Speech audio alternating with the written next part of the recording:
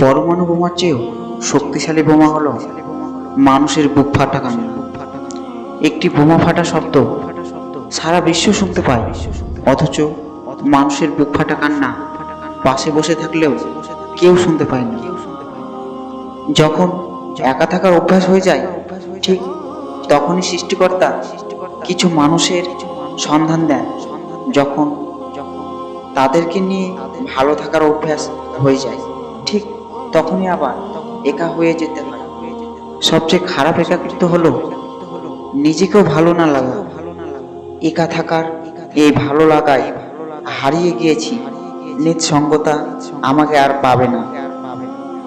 কারো জন্য কিছু থেমে না থাকলেও মনে কিছু আক্ষেপ থেকে যায়, যা কোনোদিনও শেষ হয়নি, শুধু জীবন ভরে কাঁদায়।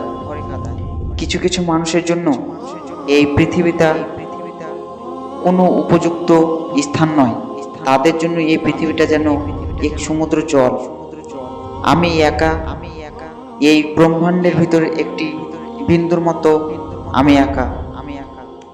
কথার আঘাতে মানুষ যতটুকু কষ্ট পায়, তার চেয়ে কথা না বলাতে হাজার গুণ বেশি কষ্ট পায়। হয়তো আবার একাও থাকবো, কিন্তু সত্যি বলছি, একটা সম্পূর্ণ দিন আমরা কিছুই করব না। এই সীমান্তে যে নদী মৃত্যুর প্রস্তুতি নেবে আগামী শীতের, তার মতো আমরাও প্রস্তুত হব আমাদের একটা সারাদিনের জন্যে এই সীমান্তে।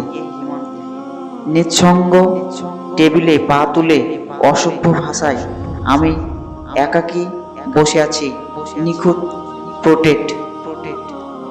নীরবে কাঁদার চেয়ে বড় কষ্ট পৃথিবীতে দ্বিতীয়টি আর নেই। কিছু মানুষের কষ্ট চোখ দিয়ে ঝরে, কিছু মানুষের কষ্ট মেজাজ দিয়ে প্রকাশ করে, কিছু মানুষের কষ্ট হৃদয়ের মাঝে শুকিয়ে মরে। তবে কষ্টকে যারা প্রকাশ করতে না পারে, তারাই জীবনে সবচেয়ে বেশি কষ্ট করে। দিন শেষে আমরা সবাই একা। প্রতিদিন কিছু ইচ্ছেকে পুড়িয়ে মারি, প্রতিদিন কিছু ইচ্ছেকে পাঠাই নির্বাসনে। ভালোবাসা কি ভীষণ প্রতারক? হৃদয় ভেঙেছে যার সেই জানে।